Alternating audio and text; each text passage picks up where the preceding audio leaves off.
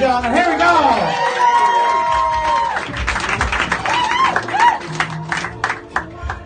Oh, that was nice talk. Okay.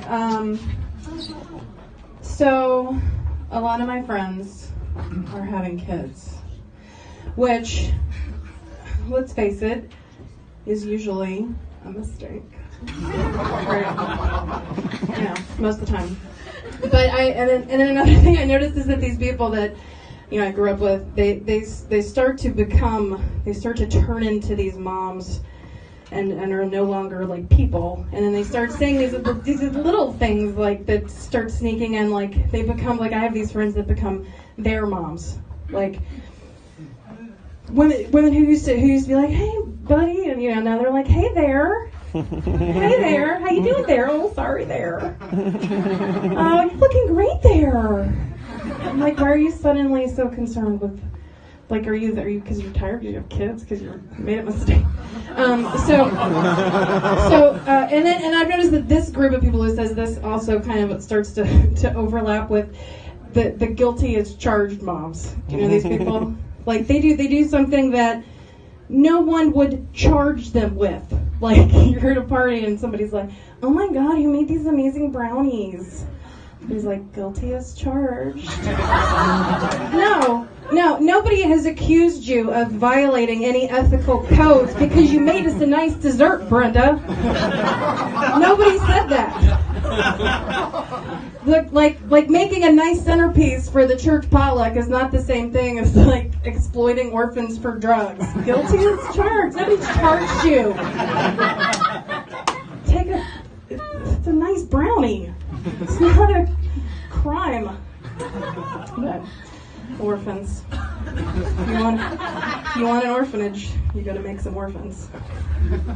Oh, I'm sorry, too dark, too fast. That's what my therapist says. He says, Jeannie, too dark, too fast.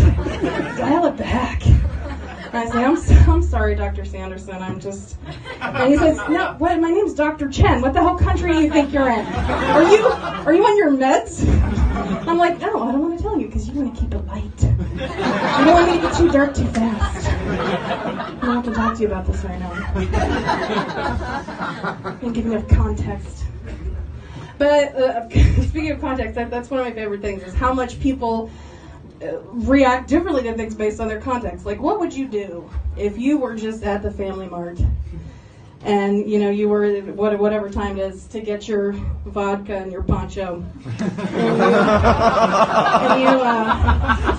I don't know what you do, and somebody comes up to you and they're like, hey, I have a question for you.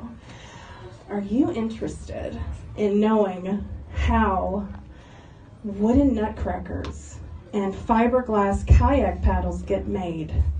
What would you do? You would like back away from this bitch, right? You would be like, what? You'd like have your finger on your the phone, like you're like, okay, I'm gonna tell one. I know it's a 9. There's a 9 in there. I can't remember what order it is, but you're ready to go because this guy's saying weird stuff to you. But then you're at home and you're flipping through the channels, and then somebody's like, today on how it's made. Wooden nutcrackers and fiberglass kayak paddles. And you're just like, yes! Tell me everything! Hell yes! I didn't know! I never knew! This is so exciting! Fiberglass kayak paddles. And you never knew that you even wanted to know that. But that's, it's context. Anyway. What's your name, sweetheart? Leo. From Germany? Yeah, that guy.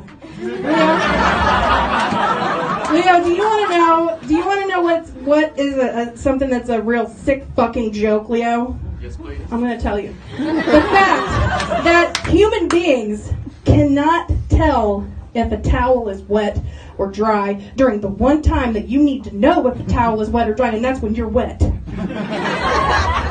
There's no way to tell. And I don't understand how this has slipped through the cracks of evolution, that we would not have this ability. Like, yeah, depth perception is nice, but is the towel dry? I just don't have a biological mechanism to allow me to know. It's horrible. Don't think about it. You know what? Don't think about it. Don't think about it anymore.